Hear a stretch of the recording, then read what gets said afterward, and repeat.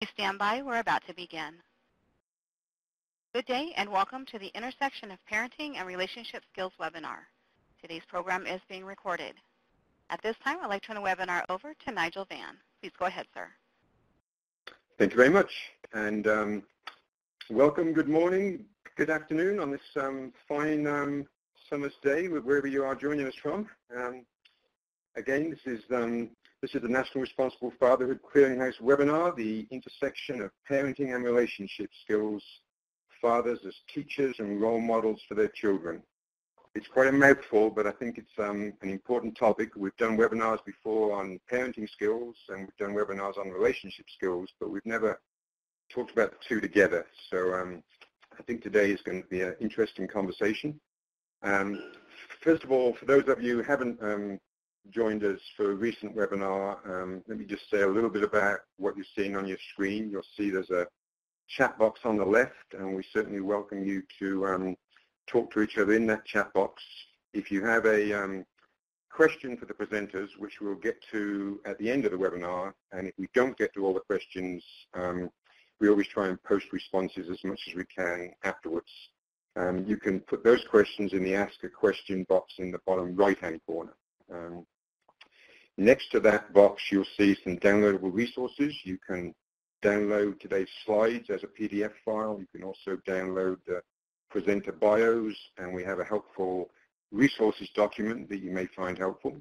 And then there's various web links in the bottom left-hand corner there. You can see web links for each of our presenters' organizations and Twitter and Facebook, as well as email for the Fatherhood Clearinghouse.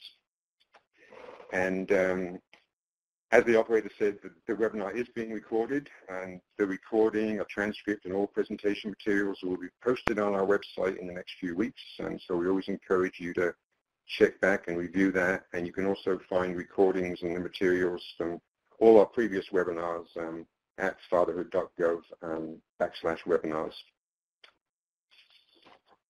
So let me just move us on to the next slide. I'm just going to give you a quick overview of the National Responsible Fatherhood Clearinghouse. Again, we're always surprised how many times we get first-time people joining us. So if you are joining us for the first time and haven't heard so much about the Clearinghouse, we are funded by the Office of Family Assistance, who have been funding this Clearinghouse and various responsible fatherhood and healthy marriage programs since 2006. Here at the Clearinghouse, we provide resources to fathers, programs that work with them, researchers, policymakers, and anybody else who's interested in this topic.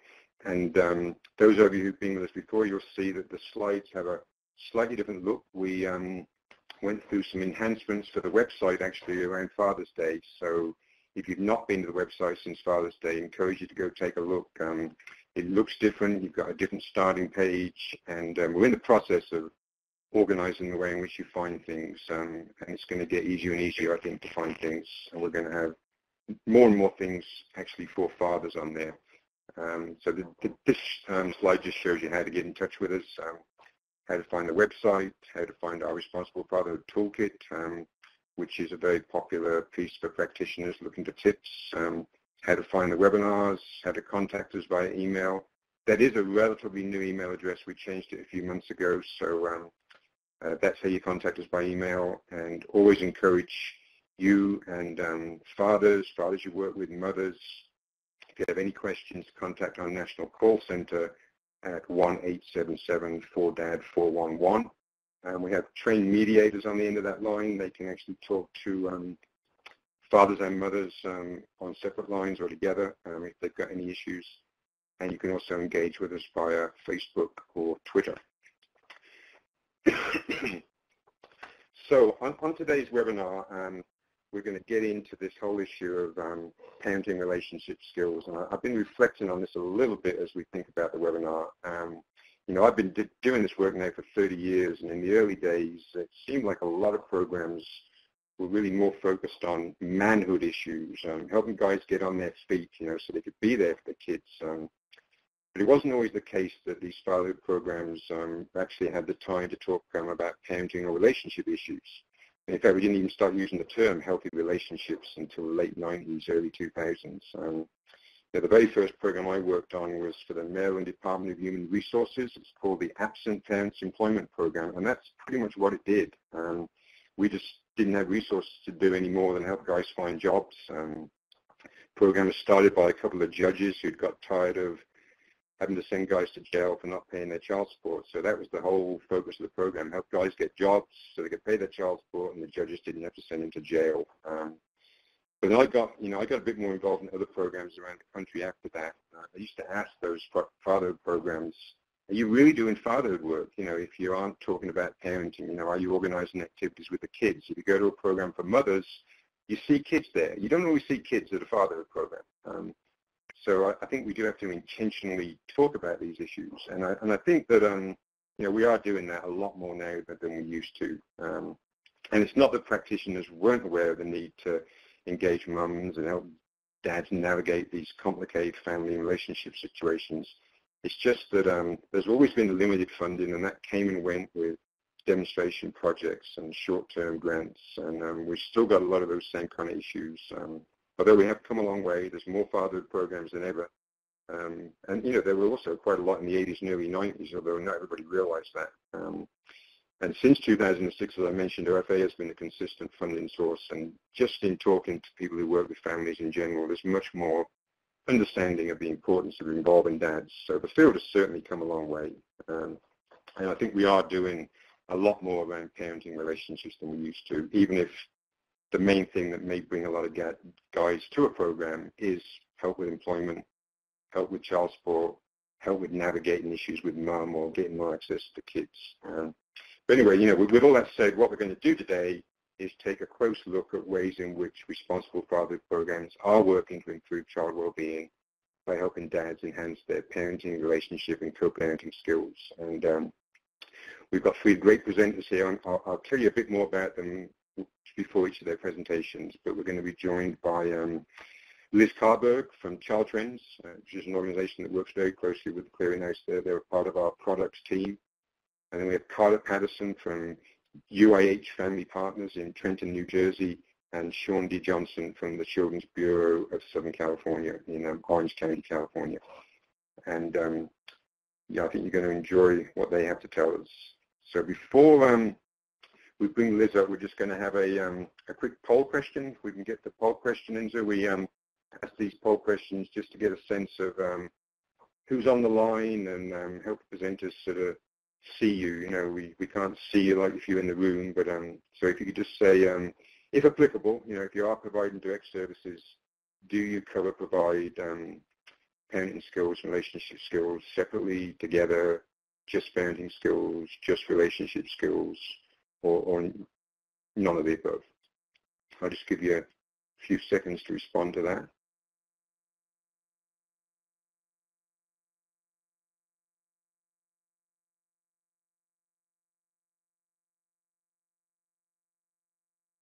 Yeah, it looks like most of you are providing both, and it's pretty much evenly split as to whether you're doing that separately or combined. So thank you very much for that. And I'm now going to bring up the slide for Liz, who, as I said, is someone I work very closely with. She writes a lot of the materials that you see on the website. She's a fatherhood expert in the parenting and family dynamics research area at Child Trends. She studies parenting and co-parenting with a focus on fathers, child development, and family formation factors. She's worked with various programs for fathers, including some of the OFA Responsible Fatherhood grantees, a number of programs working with young fathers, early Head Start and Head Start programs. She's evaluated fatherhood curricula and contributed to father engagement and co-parenting measurement research, and she's also the main author of Co-Parenting Resources and Best Practices for Service Providers. That's included on the helpful resources that you can download. And she's also a relatively new mother of a young lad called Charlie, who I haven't met, but it sounds like she and her husband are doing a great job with Charlie.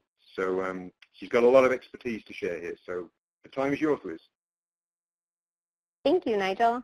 So I'm going to start us off with some background and research about why relationship skills are important to promote in fatherhood programs. As many of you know, the Office of Family Assistance recognizes the importance of healthy relationships for supporting fathers' roles as parents. It's one of 3 priority areas OFA requires responsible fatherhood grantees provide services around, the others being parenting and workforce development. The implication is that these 3 topics are necessarily linked and essential for fathers to parent well. But programs do have discretion in terms of how they offer services around these 3 areas. So that said, as Nigel as Nigel mentioned in his introduction, the topic of this webinar is the intersection of parenting and relationship skills. So we're really focusing on 2 of these 3 priorities, but relationship skills, as I will talk about in the next few slides, are broadly applicable and can improve not only romantic relationships and co-parenting relationships, but also parenting and workforce readiness. Another thing to keep in mind is that according to a recent evaluation, the PACT study, which I'll talk about more later, fatherhood program participants are least likely to attend healthy relationship services and receive fewer hours of healthy relationship content compared to parenting and workforce development. And so just one quick definition before I go on. Co-parenting, for those of you who are not aware, is the ways that parents and parental figures relate to each other in their role as a parent. It is distinct from a romantic relationship and the parenting role, even if the co-parent is the same as the romantic partner. This is one aspect of healthy relationships, one component of a healthy relationship that is often covered in both healthy relationship and parenting content within responsible fatherhood programs. So there's quite a bit of research showing that when fathers have good parenting and relationship skills, including a supportive co-parenting relationship, children benefit and fathers benefit. Fathers are more and better involved with their kids, they're more likely to pay child support, and their own well-being improves. As many of you know, and we'll hear about this more from Carter and Shandi, there are certain life circumstances and characteristics that make it more difficult to build healthy relationships. And these characteristics and circumstances are common among fatherhood program participants. This points to ways that we can help these fathers. We can't change whether they grew up without 2 married parents or whether they themselves are married or not, or their family complexity. We can change, among other things, their relationship, co-parenting, and parenting quality by teaching them relationship skills. These same skills may also promote employment readiness. Although many programs are providing services to improve parenting and healthy relationships, rigorous intervention research to inform exactly how programs do this is pretty limited. But there are some lessons learned from the limited work that suggest the best ways to improve parenting, co-parenting, and relationship quality is by improving these broadly applicable relationship skills, including communication, self-regulation, conflict management, and problem solving. There are other skills that are important to promote, but not explicitly supported by the research that I'm going to discuss today, like learning to empathize. So these are not this is not an exhaustive list of the important skills programs should be promoting. And just to illustrate the overlap between skills that promote healthy relationships and parenting, the PACT evaluation categorized services around parenting as those that build skills to promote nurturing behavior, which according to developmentalists might include things like learning to empathize with a child, self-regulating anger or the desire to lash out with the child, and appropriate communication, as well as age-appropriate activities and nonviolent discipline. So some of this requires explicit parenting education, but the aspects that require skill building draw upon the relationship skills that I'm going to be talking about.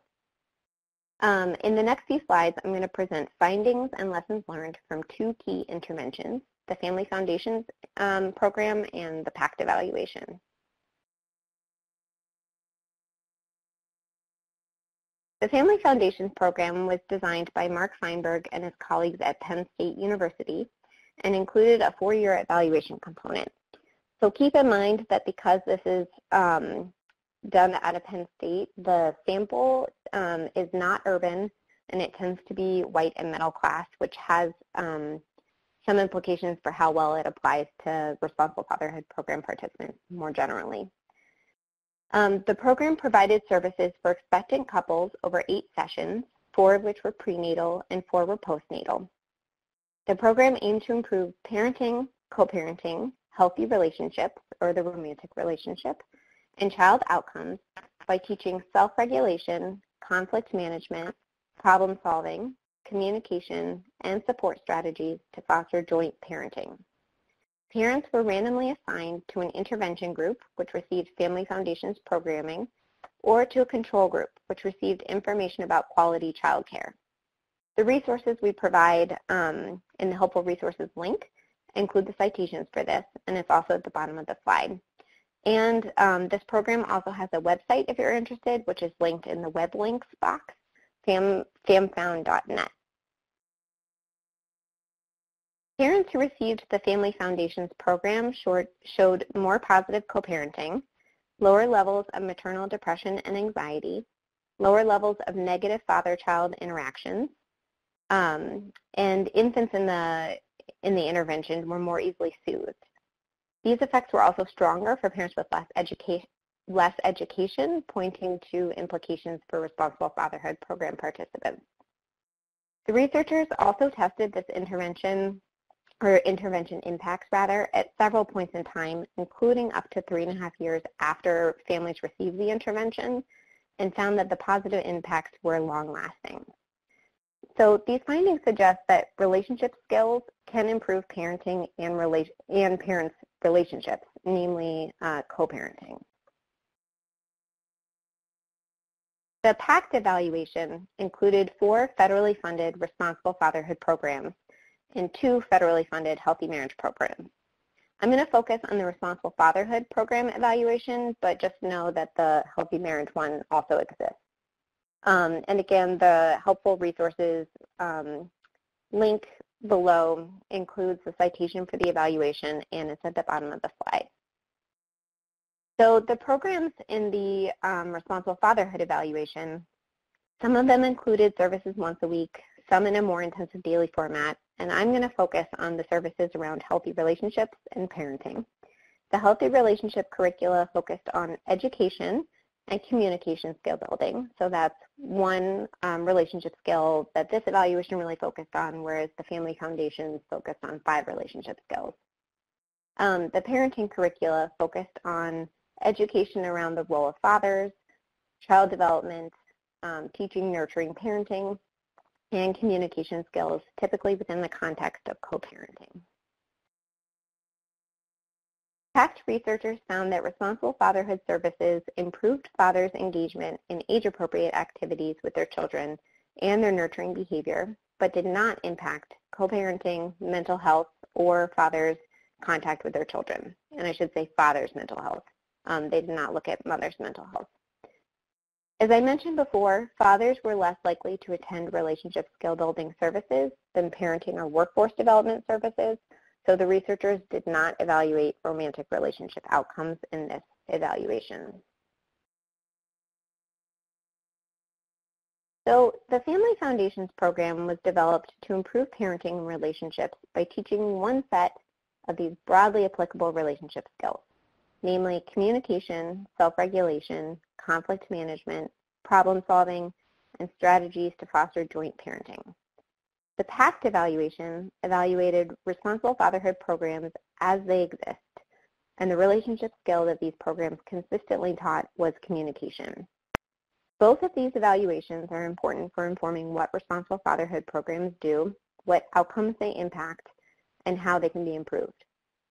So there are several recommendations from these evaluations that I want to highlight. The first is to integrate relationship skill building into parenting and workforce development services. These services are utilized more by federally funded responsible fatherhood program participants, and possibly the same is true of non-federally funded program participants as well. So dads are more likely to get relationship skill building if it's integrated into these other services. Programs can focus on promoting the Family Foundation skills, which explicitly are relationship-based, so, the self-regulation, communication, conflict management, problem solving, and joint parenting. Or they can also provide soft skills training, which can be part of workforce readiness services. We have a link also in the helpful resources document about promoting soft skills or job readiness skills for workforce development. And these skills include things like teamwork, communication, integrity, self-control, and dependability. You'll notice overlap between these skills and the relationship skills that I've been talking about. And sometimes fathers are more amenable to learning these skills in the context of getting a job. But learning how to communicate well with an employer, for example, should translate to learning better communication skills and strategies with other people, such as their child, their partner, or their co-parent. The PACT evaluation also recommends including legal and mediation services to help fathers with custody, child support, and learning to co-parent more effectively. Along these lines, the PACT researchers recommend including mothers in program activities to, again, help promote these healthy relationship skills that fathers are less likely to receive. There are some limitations with these evaluations, though, that I want to make sure I mention. The Family Foundation's evaluation was of a specific curricula or intervention that could be integrated into existing fatherhood program services, but would require extra class time. Considering the PACT evaluation suggests fathers may benefit most by including relationship skill building in existing services, namely for parenting and workforce development, this might not be the best way to engage responsible fatherhood populations. It also was not evaluated with populations similar to most responsible fatherhood program participants. On the other hand, the PACT evaluation examined programs as they exist with applicable populations, but it's really difficult to take away actionable steps for improving services from this evaluation.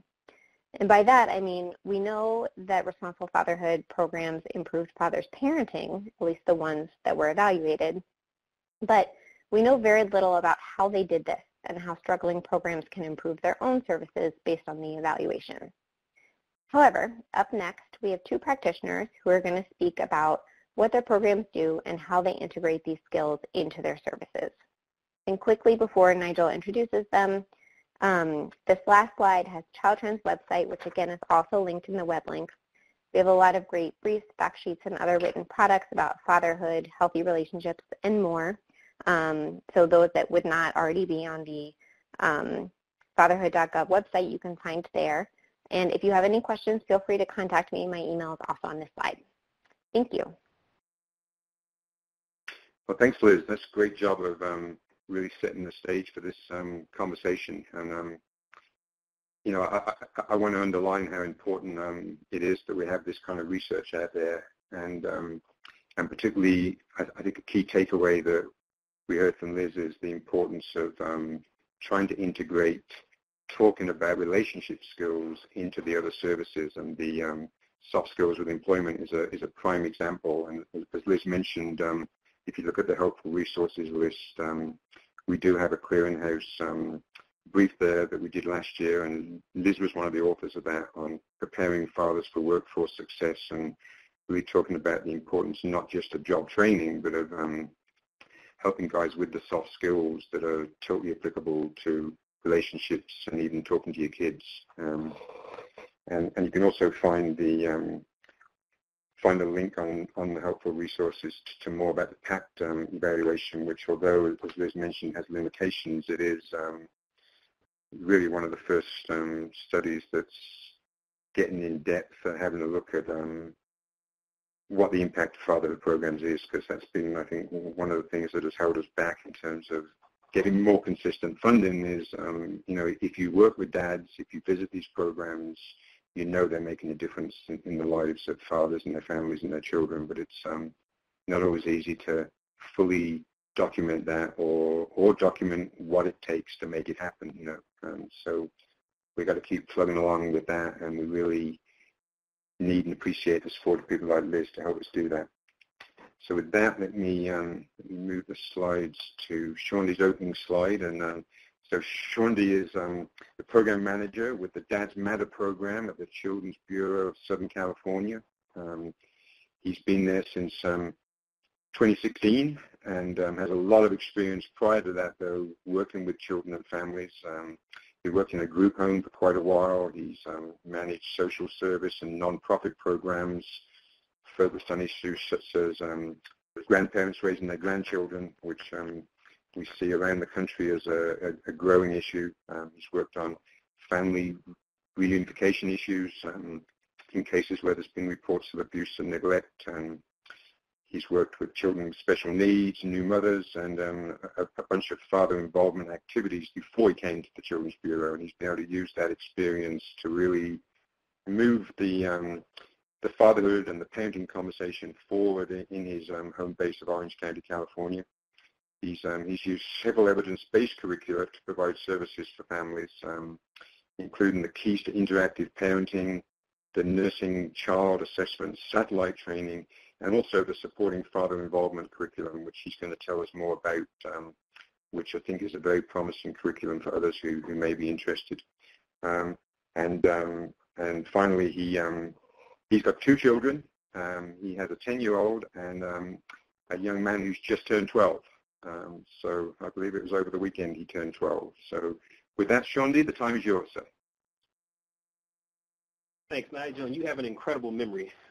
Yeah, my son turned 12 on Sunday, and so we had a weekend full of 12-year-olds, video games, pizza, and lots of ice cream. So I'm still coming down off of that. But yeah, I'm Shondi Johnson with Children's Bureau, and I'm going to talk to you a lot about the parenting, or the co-parent, we call it co-parenting intervention curriculum called SFI. But before that, I'm going to jump into a little bit about my agency, Children's Bureau. Children's Bureau of Southern California, been around since 1904. It was formed by a volunteer group which were started to advocate for some legislation to protect children. And 114 years later, we're still in that same business. We have a mission to protect vulnerable children through prevention, treatment, and advocacy. And as of this year, we employ over 300 staff. Our home base is in Los Angeles. We call it Magnolia Place. We extend out services out into Lancaster, Antelope Valley, and of course out into Orange County where the Dads Matter program exists. Dads Matter came about in 2015 as we became a responsible fatherhood grantee of OFA. And what we do is we aim to serve 300 at-risk fathers in Orange County. And when we say at risk, we mean they're at risk of low paternal involvement due to certain factors, including being young of age, living in impoverished conditions, or being of immigrant status. Our program, we serve fathers and father figures. We serve their partners by providing parenting or co-parenting workshops. We have an integrated financial literacy, economic stability component to it. We have job training partners. We offer case managers and other support services, including like a lot of the other grantees, food and child care, transportation services to all the workshops, or to many of the workshops. When Children's Bureau first became a grantee, our original model was to provide our services through family resource centers that we were the lead agency in, and there were 4 in Central Orange County. One of the things that we experienced through there is in our original plan, we're going to service those communities in our plan to provide workshops, of course, who were attending the family resource centers. And I say, of course, because you kind of move the landscape of them. Mostly moms attended those family resource centers. And so moms are going to be a significant driver in terms of recruitment for our classes.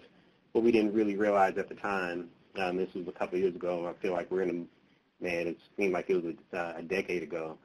We realized that the message that when mom was going to deliver the message to recruit for dads at home, even though they went home with a message that sounded like, hey, there's this great opportunity for you to go to a class that's focused on fathers. Why don't you go down to the family resource centers? What the fathers actually heard was, you're not doing a great job as a father or representing this family or leading this family, and so you're failing. And so what we realized very early on in 2016 was that fathers wouldn't come to a class by themselves, or our classes were very poorly attended, and we didn't experience a lot of success for those fathers. And when those fathers came in, we had to actually spend a lot of time fighting that initial reaction because they felt they were forced to go to that class. And of course, all the grantee services are voluntary. But what we did experience, what we realized was that when fathers came out with the moms for the couples version of the class, even though that they were still a little bit apprehensive, they were much more comforted that their partners were with them. And so we're able to do a lot of good work. So just want to kind of frame that where we started. The evidence-based curriculum that we use as an intervention is called supporting father involvement. I'm going to refer to it as SFI for the rest of the time. It was developed and tested by Drs. Carolyn and Philip Cowan and Drs. Kyle and Marsha Pruitt. The Pruitts, they're over in Connecticut, and our team worked really closely with them in terms of getting our facilitators and our staff trained to use it. And back in 2003, it was distributed. The SFI curriculum was distributed in California by the Department of Social Services and Office of Child Abuse Prevention. And I am going to mention that our facilitators are generally mental health professionals. And with all the grantees, the kind of topics that come up in many, if not all, the father involvement, the responsible fatherhood, grantees, the type of topics that are covered at times can be really heavy when you start looking at, past histories, their identified role models and things of that nature. That we want to make sure that we're doing our due diligence and have the appropriate support on site for them to kind of take them through that journey and also to return them to a place where they can be back functioning, going back into their home. That's another reason why we offer case management services as well, because through our family resource centers and through a lot of other community agencies, our case managers are able to provide those linkages for mental health support services. I'm not sure if you guys have ever heard of Simon Sinek. He's not really related. I don't think he has anything online or any literature regarding father involvement, but he does have this really great TED Talk that's called The Why. So if you get a chance, take a look for it on YouTube, The Why. They have a long and extended version of it or a shortened version of it. But the gist of it is, and he's talking about product sales and things of that nature. Simon says, I know it sounds kind of funny, sorry.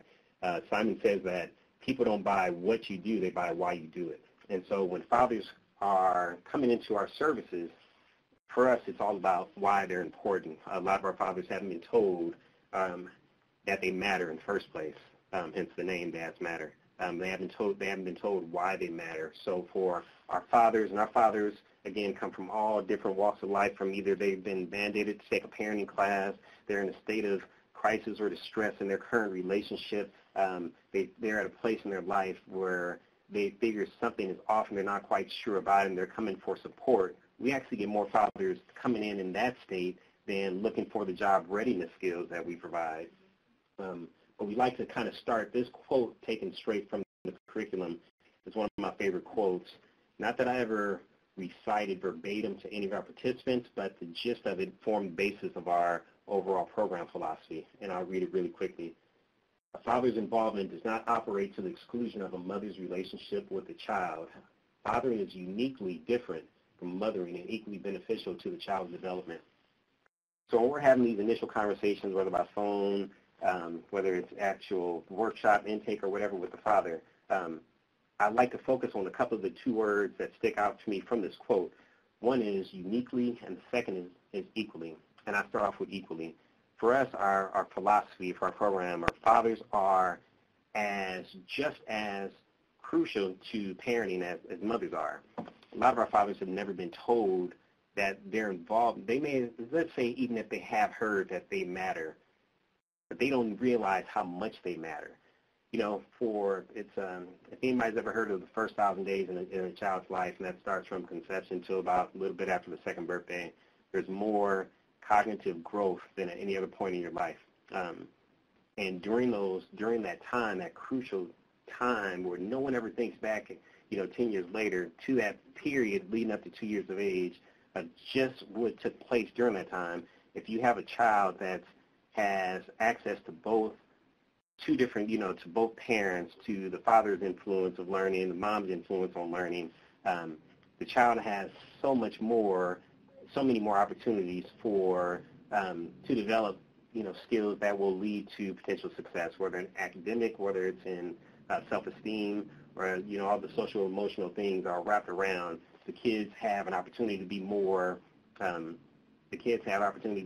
curious, which will lead to being more adventurous and ambitious and have better problem-solving skills. So we talk to fathers about their influence in there. And when I look at the word uniquely, the act of fathering and mothering look different in general.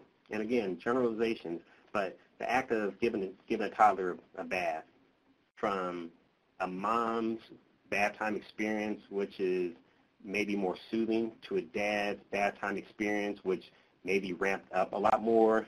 You could have some, I believe I saw a picture on the web where a father is creating, hats with the bubbles and beards with the bubbles on the baby and things like that. The experience of fathering and mothering in so many different aspects they look different, and a child being exposed to both of those influences have an opportunity to learn at a much greater rate and have opportunities for different types of success going on as they grow older.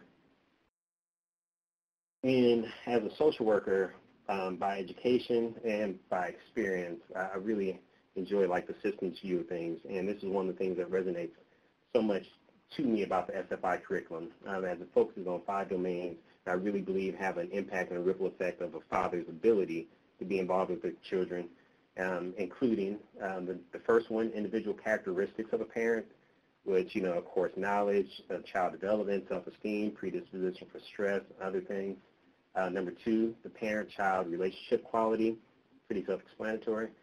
3, the couple or co-parenting relationship quality.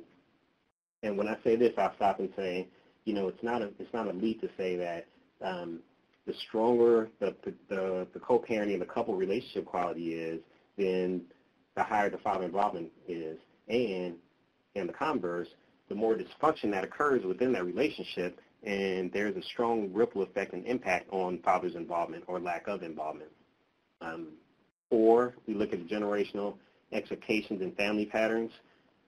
This is one of the most exciting parts of the curriculum for me, because we really look at, we're able to explore and see some of the examples of the role models, some of the messaging that was that our fathers have received throughout their life, so we can really see where they form their values of fathering, where they have their images. And then we also look at the balance between social support for family and external influences. So for this, and it'll definitely wrap around a little bit later. So when we talk about, fathers who work a lot, so we talk about employment, we talk about different resources, fathers who or families in general who don't have a ton of resources, whether economic or social, in terms of stress, they show the symptoms of stress and distress a lot more when they don't have those resources as support.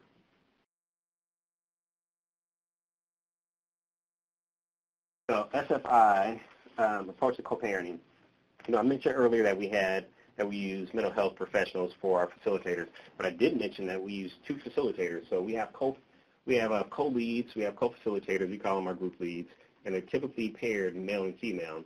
What's important for this is because a lot of our participants haven't had the life experiences to see what a functioning relationship looks like. So this is one of our first introductions to be able to provide that kind of didactic, I can never say that word right, I can spell it though, role modeling perspective. And so they get a chance to when they're hearing different perspectives, it's a really great thing to see a relationship that's not based on power, where a lot of our fathers have come into our program, and that's only been their experience. So when they're able to get a chance to see this and be able to see people kind of problem solve on the fly, kind of go through, taking turns, sharing responsibility, it definitely provides some great role modeling for them. And I'll talk about some of the activities that kind of relate to this when we get to the relationship piece. And then I did mention also that we have 2 versions of the way that we introduce our intervention. So we have a couples version where the fathers are invited to bring in their partner, their spouse, their partner, co-partner, whoever it is, into the class with them. And then we have a dad's or fathers and father figure version of it, of the curriculum as well. The curriculum is the same. The difference is the types of activities that the participants engage in.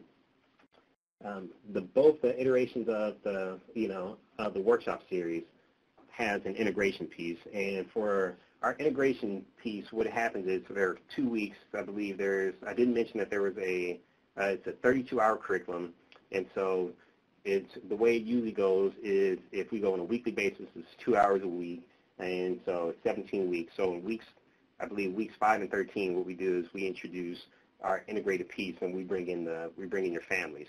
And so for the couples version, they bring in their kids, and they get a chance to separate out, do some separate activities, and then come together and work with the kids. And then for the Dad's Club version, they're able to bring in their partner. I mention this especially because for a Dad's Club version, whether they're in a romantic relationship, whether they're a non-custodial parent and they have a dysfunctional relationship with their ex-partner, for the ones who are in a relationship, they're invited to bring their partner. And I think it's important because when we look at outcomes, relationship distress goes down on the whole, on the large majority for the participants of the couples classes. For the dad's couples, it can actually spike up some distress within that relationship, because what happens is you have one person that's going on a course of learning and the other person is not included in that journey, right?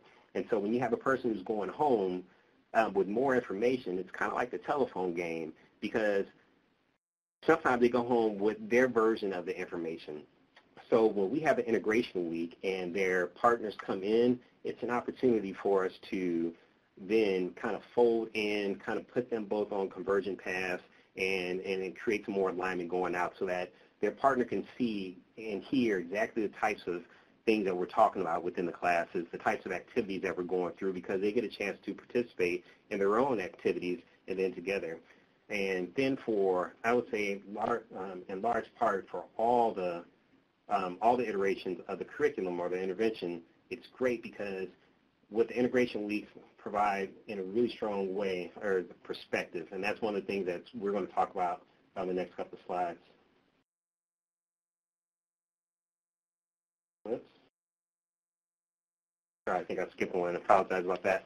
Okay, so when we look at parenting skills, it's really important for us, for the fathers that come into our services and in our care, is that there's no judgment when they walk in the door. Whatever stage they're in and whatever part of their fatherhood journey, they need to know that they matter, and that's what's the most important thing for us. And also, again, going back to the why they matter.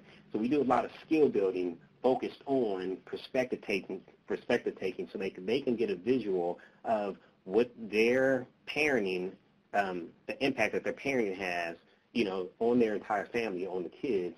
And so from, there is an image not clearly displayed where we have a superhero dad activity. We do a lot of media and videos where we do debriefing and discussion afterwards. We talk a lot about quality versus quantity.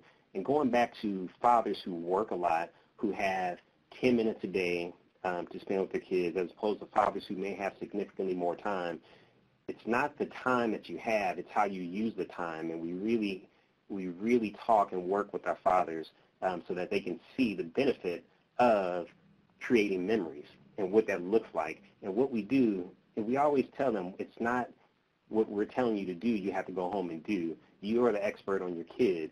And so we do activities so that they can, I think at the bottom it says, how well do you know your kids? We do activities where they get a chance to share what they know about their kids, and it goes beyond just the basic, what colors do they like, what's their favorite food, but it's what activities do they like. How do you see your kids see you? What do you want your kids to say about you now? What do you want your kids to say in 5 years? What do you want your kids to say in 10 years? So it's a lot of really cool things like that. For relationship skills, what we like to focus on is what's at stake. And what does that mean? So for us, relationship quality, we know, can predict father involvement. So we have to kind of tailor our conversations for, the different types of families that we have in different types of situations. So, but practicing and building on the skills like, communicating positively, practicing I statements. Again, in similar ways that we do the skill building where we show videos and we have discussions, we do it with the couples as well. Couples who don't have a lot of time or focus all their time on kids because they don't have boundaries think that every time that they touch, it's leading to sex. And so we do activities where they experience non-sexual ways of touching, and we send them home with activities. Again, talking about positive approaches to communication and why it matters.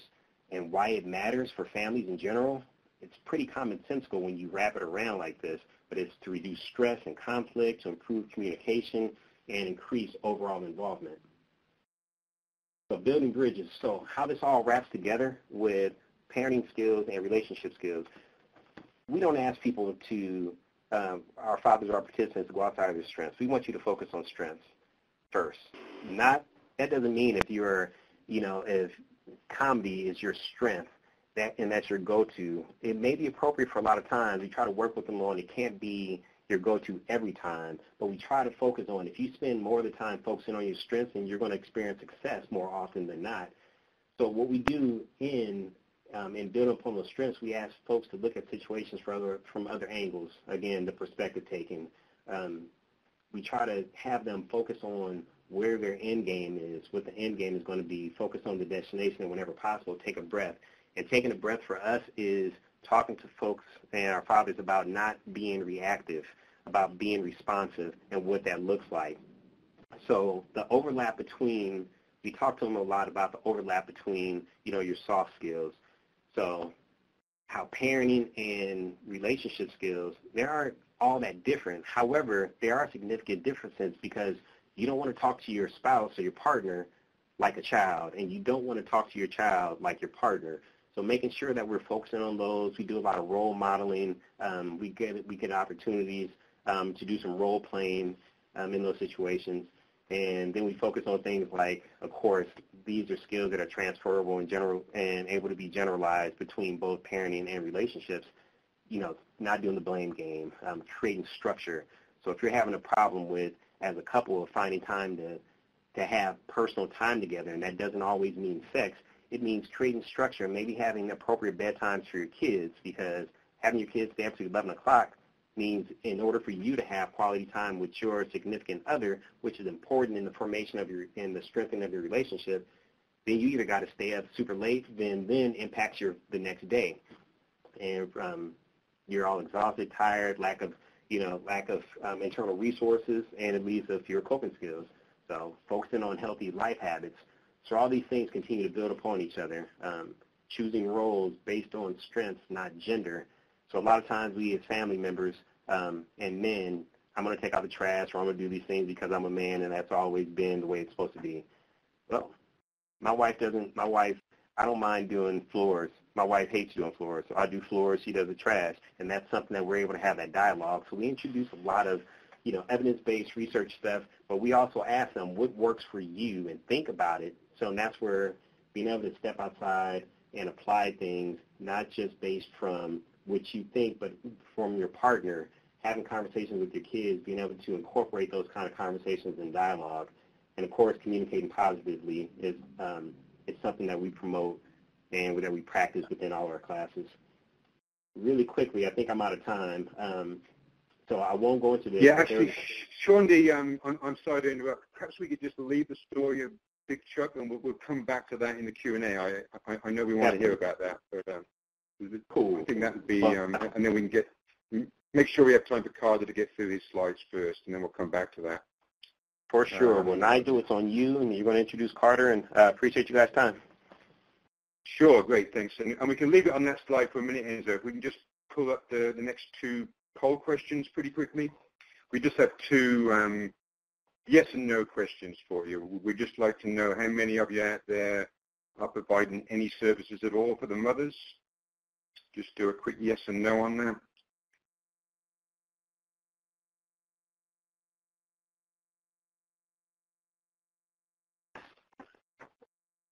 It looks like the vast majority of you are. That's great to hear. And if we could then just flip to the next poll question. And now, do you provide any co-parenting services? Are you able to do any work where you help the dads think about co-parenting? Are you able to do any work with mom and dad together, any mediation? And while you respond to that, let me just point out that I see, and you may not have noticed this yet, Shaundi, but there's a lot of people in the chat column who are interested in getting hold of the parenting activities. And we also had a question asking if they came from a specific curriculum. I'm assuming they come from the Supporting Father Involvement curriculum, right? Yes, they do. So are people able to get those activities without purchasing the curriculum? How does that work? Just real briefly. Yeah, totally. What I can do is I can, the great thing about the Pruitts and the Collins, they want the information out there. And so there are certain aspects about the curriculum that we can definitely share, and I'll confirm it with them. I'm due a call with them for some training coming up soon. Okay, that's great. Well, what we'll do then, we'll save the email of everybody who's indicating in the chat box that they're interested, and then we'll put you all in touch so you can do that. And I'd also like to point out, you know, in our Responsible Fatherhood Toolkit that I mentioned at the beginning of the webinar, we do have a number of downloadable activities there that come from most of the main fatherhood curricula. And so actually, Sean, we could also talk about perhaps adding some of these in there as well. But there's some great stuff in there. Awesome. And one other thing, I'll come back and mention this again later because I do want to make sure we give Cardiff's time here. And also to just remind you that you can download these slides, so you'll have all the information for later. So let me bring Mr. Carter Patterson to the stage here. He's got 23 years of social service and non-profit management experience. He currently manages over $500,000 of federal, state, and privately funded projects. He's a frequent speaker on topics such as fathering, trauma theory, workforce development, and effective co-parenting. I actually met Carter because he was at the Child Welfare League of America conference in April. I didn't meet him there. I met his supervisor, and she put me in touch with Carter later. We were both doing workshops, but I didn't make it to his. And been very impressed with what I heard about what's going on there. I actually went to that program when it was in its early days back in the 90s, so it's great that it's still going. And he's also received various awards for his work, and you can read more about that in his bio. He's got 4 kids of various ages, starting at 7, and the oldest has just graduated college, I believe he said. So anyway, the time is yours, Carter. Yeah. All right. Thank you very much, Nigel. So the way that I would like to present, the slides is it's definitely going to be from the father's perspective as teachers and, of course, as role models for the children, because a lot of the work, 99% of the work that we do is definitely supporting fathers. So I want to talk a little bit about the organization. So UIH Family Partners is the oldest child welfare organization in the state of New Jersey. We're 157 years old. So we were formed a little bit, there was a group of ladies here in Mercer County in Trenton, New Jersey, who actually, we started off as an orphanage, oh so long ago, and then we eventually evolved into a residential home for teen moms, and then right around the early part of the 2000, we started doing fatherhood-specific work. And I guess, I would be remiss to say that for the past 20-plus years, we have had consistent funding and support from the New Jersey Office of Child Support Services. So all too often, especially around child support, it tends to be very heavy-handed on the enforcement.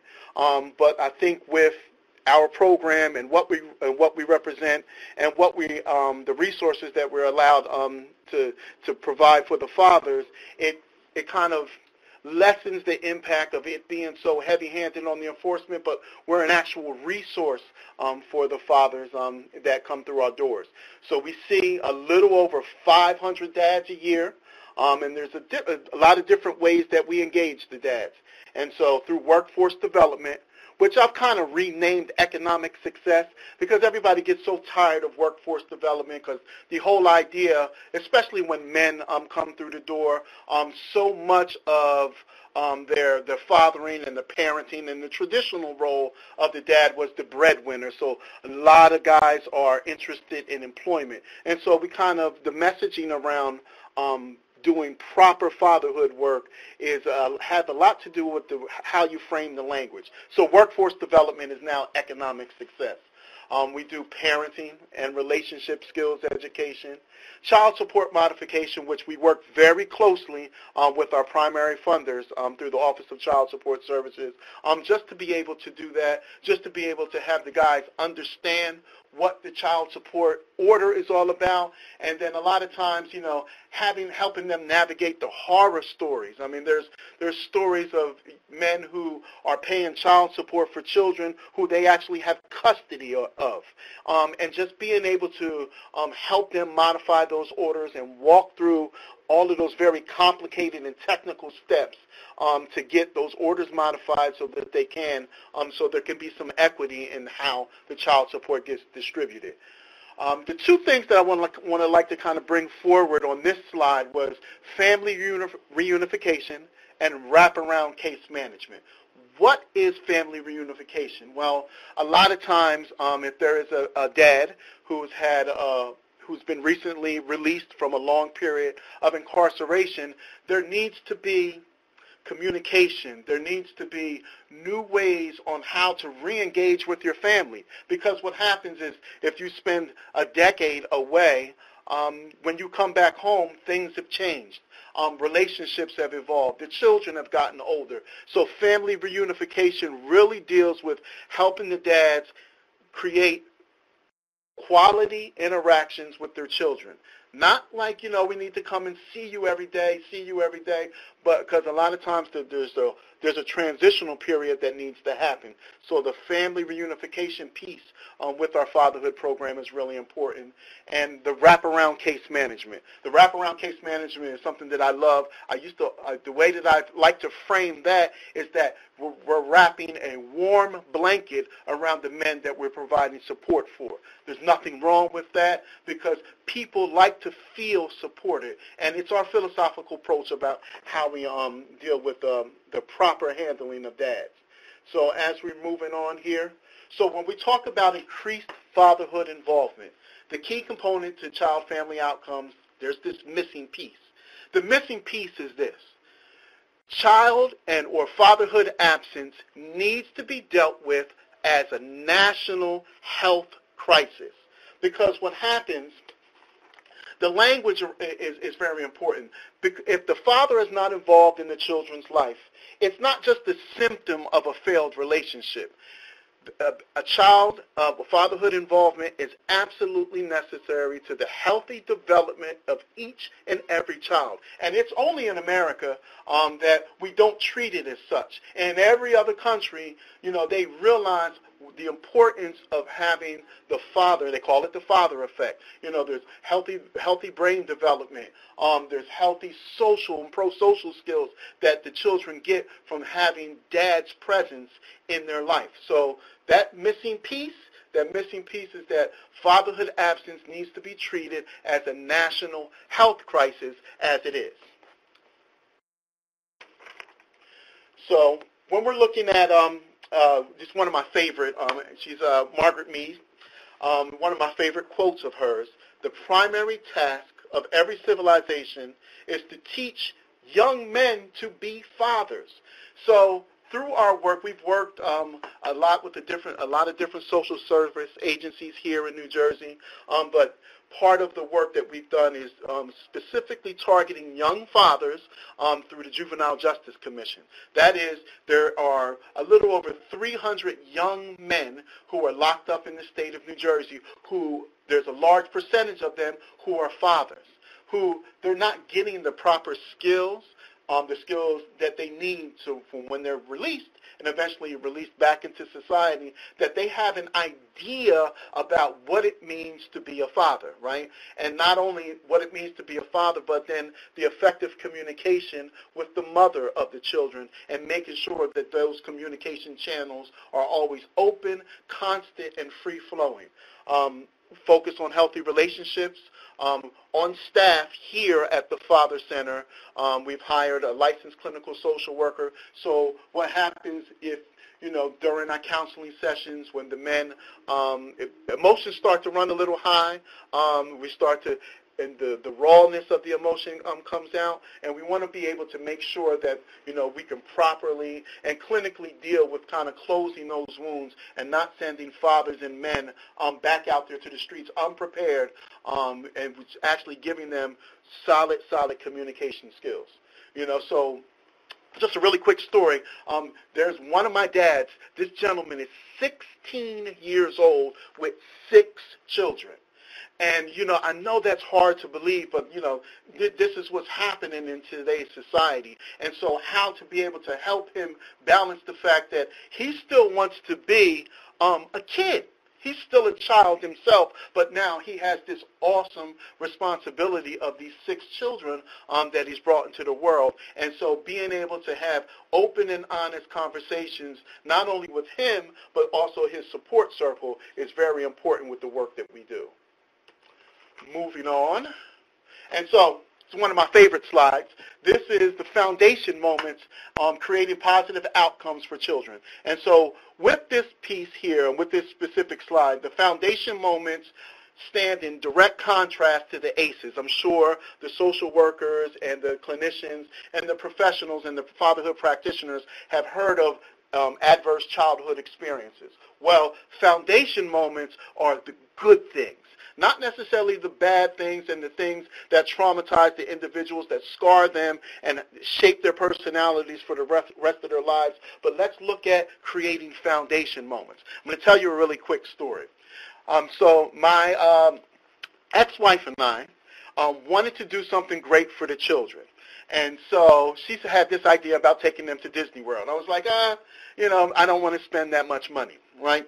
So, but what happens is, the wife always wins. And so eventually we took all of the children to Disney World. And at the time they were 3, 5, and 9. And so so push the fast forward button. So fast forward, they're all adults now. Now that they are all now 22, 20, and 18. And so I asked them, what was your most memorable childhood moment?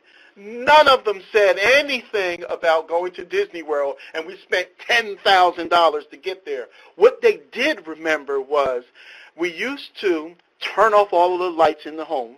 I gave them disposable flashlights, and I would act like that little monster from Lord of the Rings. I think they call him Smeagol, right? And the kids would run through the house screaming, knocking over furniture. It was a blast. But that's the kind of stuff, that's the kind of foundation moment, that's the kind of memory. So as adults, when I ask them about what was their best childhood memory, lo and behold, what comes up? Oh, Daddy, you remember when we used to run around the house with the flashlights and you acted like Smeagol? I remember that. That was my best memory. That's a foundation moment, and these are the kinds of quality interactions. It did not take thousands of dollars to create this foundation moment with my beautiful children. It took, $3 and some dollar store flashlights. So moving on. So when we look at some of the things that work for us is the curriculum. So the curriculum is from the National Fatherhood Initiative, and we use 24/7 Dad. 24/7 Dad, both versions, both the AM and PM versions, have been extremely helpful in structuring the groups, and it's also, as far as the subject matter is concerned, leading the conversations with the men around communication, around what does it mean to be a man, and there's also really good outcome measurements that the curriculum offers. They offer it, obviously we pre-test them and then post-test them, and a lot of times you can see that the needle has moved, and they have gained some basic understanding about what it takes to be a man, and just the basics of communicating effectively with the co-parent. Also, another piece that we use is the Understanding Dad, which is actually for the moms. So it's a mother's group that is run as a cohort to the 24/7 Dad, so that we can kind of get an idea about what are the problems. We can kind of isolate some of the more challenging issues, and then we can kind of give rise to that together, so they can learn together as a family unit. So that was the curriculum. And so bringing it all together. And so the pictures that I have that are on the slides are pictures from actual families. This gentleman came in with his brand new baby and his wife, and he was looking for parenting skills. This was a former student of mine in another life, but when they're coming together with this family unit, we are able to kind of address them all at once. And so we talk about things like showing and handling feelings, communication skills, the father's role, discipline, children's growth, working with mom, dealing with anger, sex, love, and relationships, and the fun with kids. And all of these are sections of that evidence-based curriculum of 24/7 Dad, which is absolutely effective. One of the things that I would like to add to this is that we also have a support group that we call Master Dad. I call it Master Dad because a few years ago I got some funding from Janssen Pharmaceutical, and we had this support group called the Community of Health. Well, nobody came to Community of Health.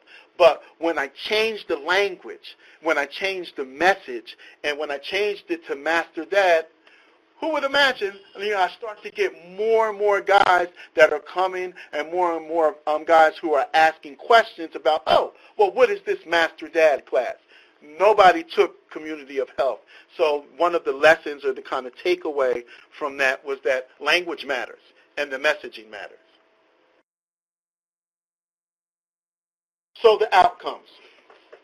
So, I can talk numbers. I can talk about the hundreds of gentlemen that we found jobs for. But I wanted to talk specifically about the two things here: the parenting skills. Again, let's reflect on this picture because, again, these are not stock pictures. These are pictures that actually come from a living, working, and breathing fatherhood program. Now, this picture, I call it, this is my $1,000 picture, right? It's a picture of a dad interacting with his young son. And so what I did was, which in retrospect I maybe shouldn't have done it, but we bought a bunch of kiddie pools, right? We went to Five Below. We filled the kiddie pools with toys and trinkets like from the dollar store and some lower price stores. And then we filled the kiddie pools with sand. And let me tell you, well, first of all, cleaning it up was a mess. That's a whole different story. But the fun and the children who are interacting with their dads, we call it digging with daddy. And so the kids digging around in the sand, reaching the toys, and it was almost like they're finding treasure after every hole that they dug. And then the dads kind of interacting with the kids. It was absolutely priceless. Things like this, creating these quality interactions between the children, their parents, their dads, and even some of the support people around them. You can't put a price on things like this, but it's so it's so important to provide space for family engagement activities. And then the last piece on this program outcome is caring for self. Just like I consider fatherhood absence a national health crisis, men do not take care of themselves. It goes from prostate cancer. There's a high level of prostate cancer in African American men. There's high blood pressure. There's diabetes. There's poor diet, poor eating habits. There's a whole plethora of health-related issues because men do not take care of themselves. That is absolutely a part of being a good parent. That's absolutely a part of communicating and having insight to your own health and well-being, because you have to keep yourself healthy and well in order to be the best for your children. So caring for self is absolutely one of the things that I'd like to bring out in that one. And so moving on. So changed fathers, changed families. The interesting thing is, just because, we deal primarily with men who are from a lower economic scale, But just because I deal with all types of dads, so when I do these things called lunch and learn in these Fortune 500 companies that surround the city of Trenton in Mercer County, and I sit there in those corporate lunchrooms and I talk to the men about fathering issues, it's interesting some of the things that come up, because if you are, a college graduate and, you have a 4-bedroom home in an affluent suburb, that does not mean that you're a good father, nor if you're a poor father does it mean that you love your children any less. It's about the quality of the interaction that you spend with your children. So changed fathers, changed families, we can deal with the lower economic ladder and deal with all of the kind of issues and the barriers and the challenges that they have. And there are some universal themes that go for whether or not you're a rich dad or whether or not you're a poor dad. But I think the fact that we have this program and we have these resources available and we have talented staff members to be able to go out into the community to be able to talk to people about what it means to be a present and a consistent force in your children's life, that is the most important thing. Changed fathers, changed families. Celebrating and enhancing fatherhood. And so a lot of times what needs to happen is that if I sat here in my office and waited for the fathers to come in looking for resources, we would not have a program. So a lot of times, my client service specialists, and then even me sometimes, we go out to where the dads are. So we're going to the barbershops. We're going to the gyms. We're going to the Pop Warner football games. We're going to the Little League football games. We're going to the basketball games. We're going to the nursery schools. You have to be able to take your programs and services and to go where the men are. Because if you're waiting for the dads to come to you, you probably won't have a very successful program. Until it gets established, it gets word of mouth, and you gain credibility in the community that you're a part of, then and only then will the men start to come there on their own. But primarily, a lot of times you have to make sure that the program and the resources, you have to meet the men where they are. So that's about it. My name is Carter, and I run a fatherhood program. Thank you. Well, thank you very much, Carter. Yeah, no, I really enjoyed a lot of the points that you and Shawnee made, actually. I think the whole idea of creating family memories and those foundation moments is just so important for all of us, even if we're creating memories that aren't necessarily positive memories, even, just to know that Uncle Bill maybe did this and that and why he did it, and so just to sort of have that family story so we know our history. And also what you said about the importance of messaging, so that's just so important. And it's interesting that you talked at the end about you can't just sit there and wait for dads to come in.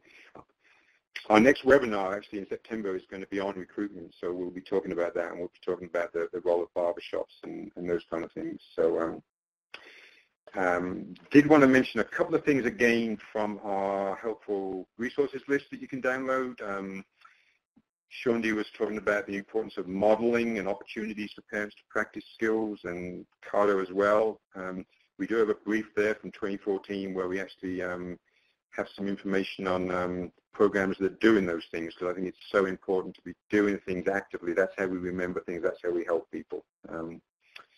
And got a couple of questions. If you've got any more questions, please do send them in. But now we're just going to have a little bit of a conversation with each of the presenters here, give you a chance for some final thoughts, and we will get back to the story of Big Chuck before we get done here. But first of all, Liz, there was a question came in for you talking about the evaluation studies that you mentioned, and somebody wanted to know were there any African-American men involved in the study? I'm assuming the answer to that is yes, but if you could just talk a little bit about who some of the people in the studies were.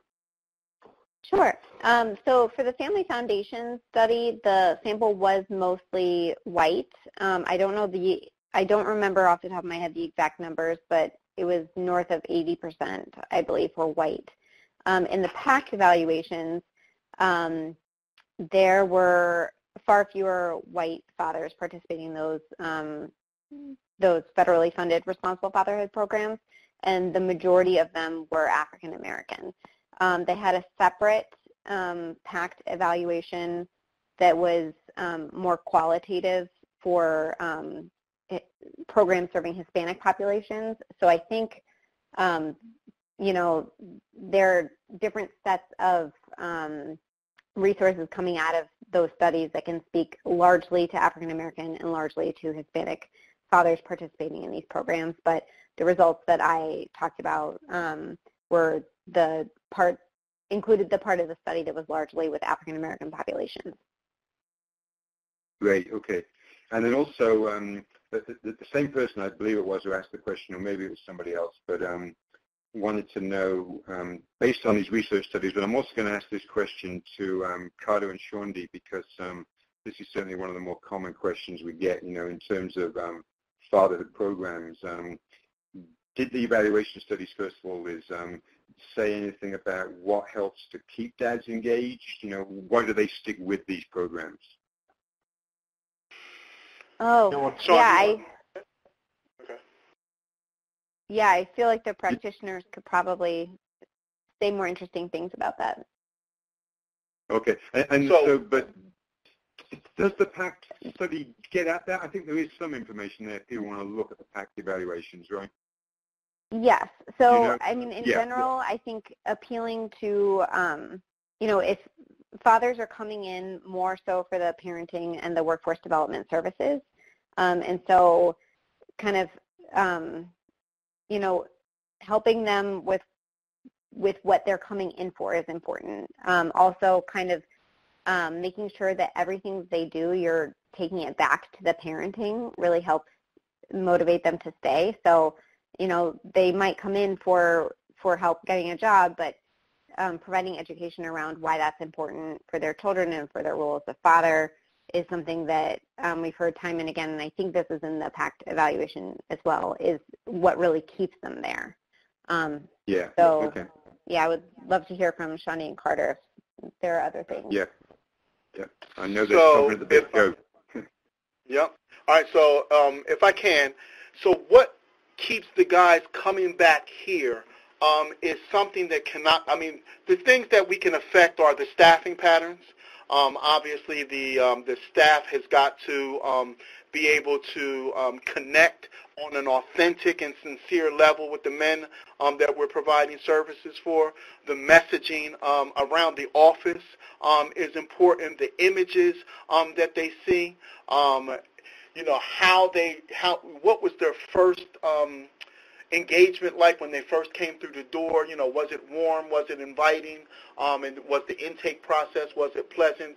But I think the thing that kind of keeps our guys coming back, because we do have a group of men that constantly come back to help us and to mentor and to be like peer bridge builders for like other men, is the fact that they've created authentic and sincere relationships with the staff members here who've kind of helped them achieve some of their goals.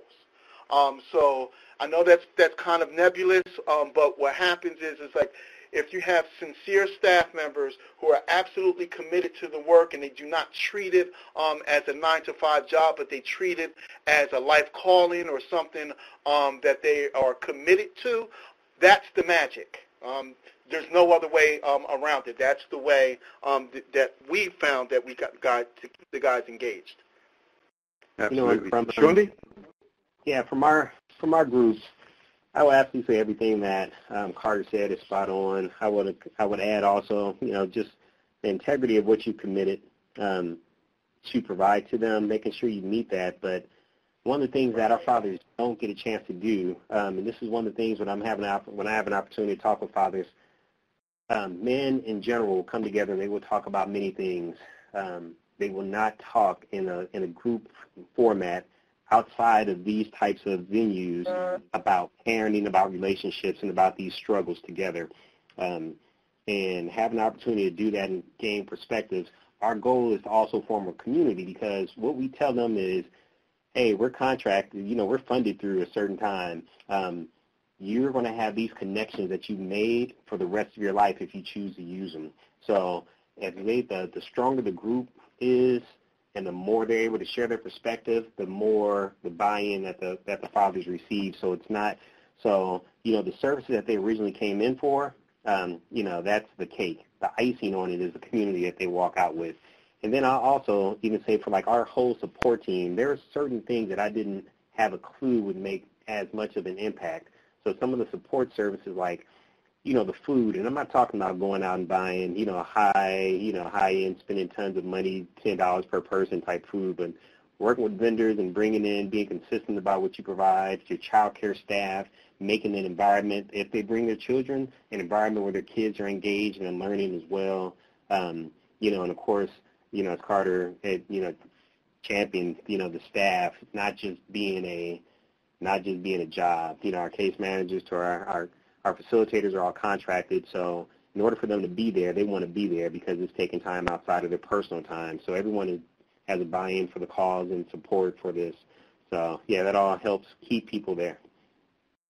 Yeah, that's great, guys. Yeah, I always say, I think what keeps guys there is you do something that's real for them. You actually make a difference, and then they live their lives differently, and other people see that, and that brings them in as well. But I've done a lot of training sessions where I have a panel of guys as part of the training who've been through a program, and I'll always ask them what kept you in the program. And there's one word that comes up almost every time, and that word is love.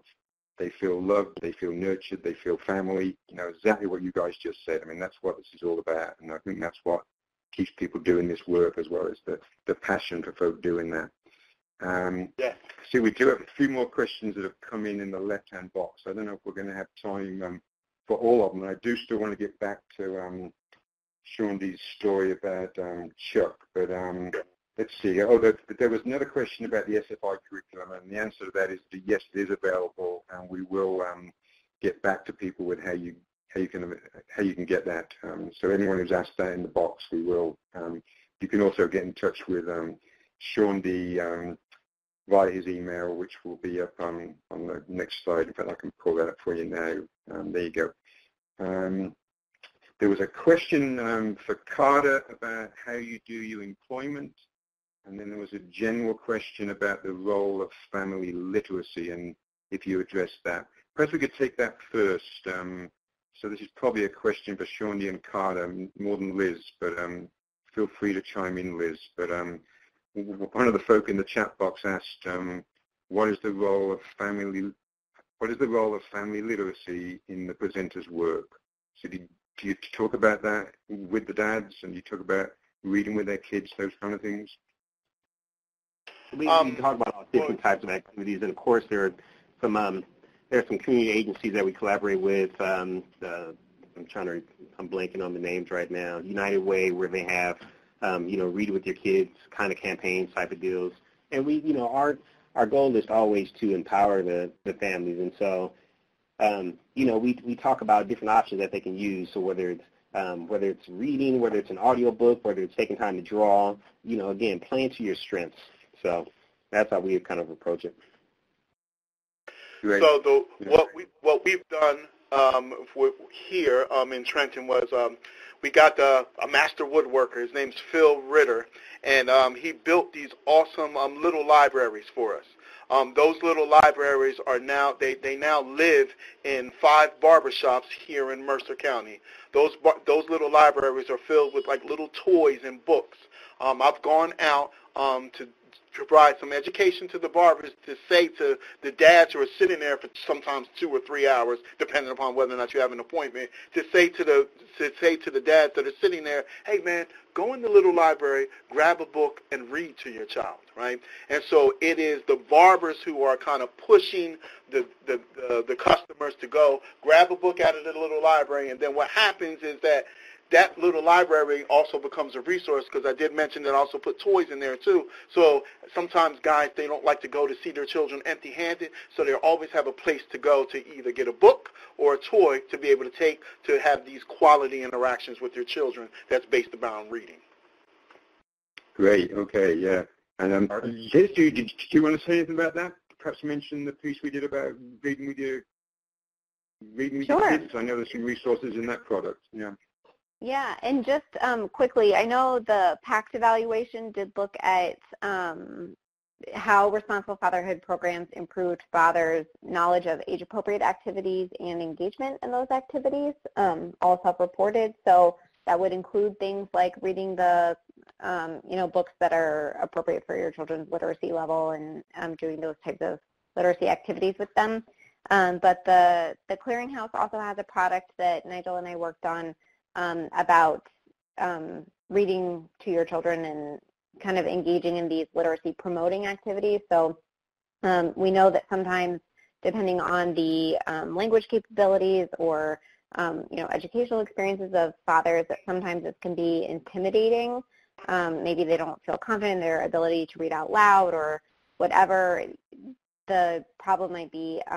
As Carter mentioned, maybe they don't have access to all of the books that they would want to be able to share with their children. So we have a resource about other activities that you can do with your children to promote literacy, things like reading street signs as you're passing, naming and labeling in the grocery store when you're shopping together, other ways to get shared reading opportunities with your children. And I believe there are tips for fathers and practitioners available on the website around that. Great. Okay, I'm just taking these back so we can hear a bit about Big Chuck. I'm going to move these slides in a minute, Sean, because I know we haven't got much time left. The final slide, it gives folk a chance to, if you have to leave before we get done, because I know we're getting very close to time, you can click on a link on the final slide to I'll do leave a some feedback. super abbreviated story about Chuck. Okay. Big Chuck is only 5'6". He's not a big guy, but his personality is huge. And I would say he would say this is fair to say. He's had a lifetime of using that big personality, and a lot of times without thinking about using that big personality, it would just come out. And so relationship, 2 kids later, dysfunctional relationship, made some questionable choices that led to him being separated from his family, reunified with his family. His wife had a similar personality to Chuck. So going through a lot of support services in the community, came through Dad's Matter. So this was literally 3 weeks ago, we went through use of I statements, exercises, and really did a lot of role playing. So class on Thursday night, on Sunday, he had a visit with her where she was coming to church, and things didn't go well with parking, and then she came up and she was ready to engage. Now, I should have prefaced this by saying that this is from Chuck, so this is Chuck's version. I haven't heard Wife's version. But she comes up and she's yelling and she's ready for Chuck to be Chuck. And Chuck stops and he looks at his kids' faces, and they're waiting for him to do what their parents always do, and he didn't do it. He took a deep breath and he turned around and he talked to her. Whatever happened after that, they ended up in church and being able to go to lunch afterwards. And when he shared that, it was just a pride in his face that he had. And he was kind of beaming because he was doing that thing that we talked about, was getting to that place of being able to be in a response place and not a reactive place.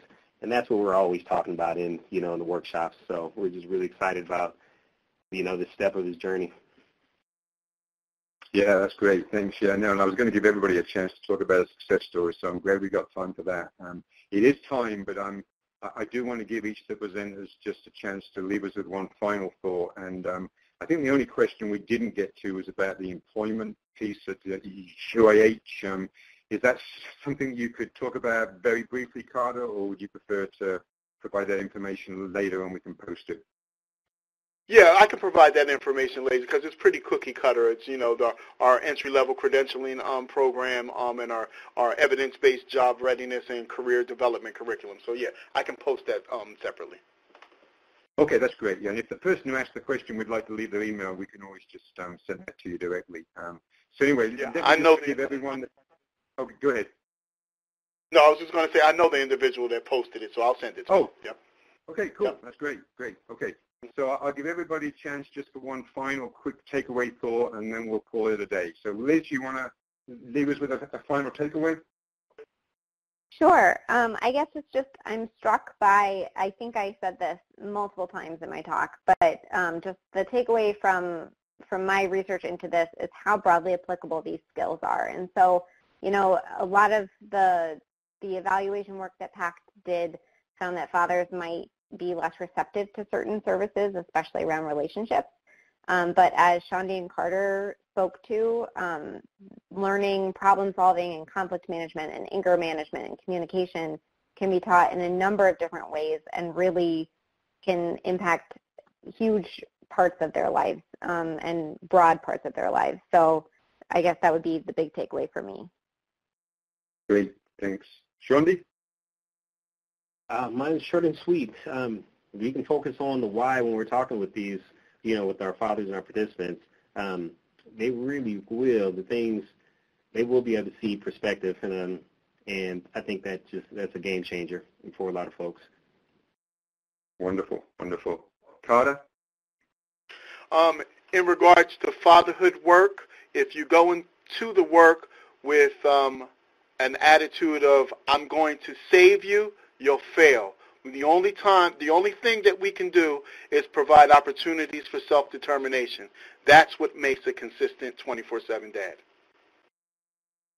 Thank you very much. Yeah, no, I appreciate all of your expertise and all the wisdom that's been shared today. Thank you on behalf of everybody who's there. And I realize we've covered a lot of stuff here, so I encourage you to perhaps come back and at least look through the transcript and some of the resources after we post them. And that will be, you know, in the next month or so, we'll have all that up. So do keep checking back and keep on sending your questions to our email address, which I'll pop back to quickly here. You can always send us an email there. Always want to hear from you. Want to keep these conversations going, and do either click on that evaluation form link while it's up there to leave us feedback, ideas for future webinars. As I said, we're going to talk about recruitment next time in September. And thank you very much for your time, and everybody have a great day. Bye-bye. And that does conclude today's webinar.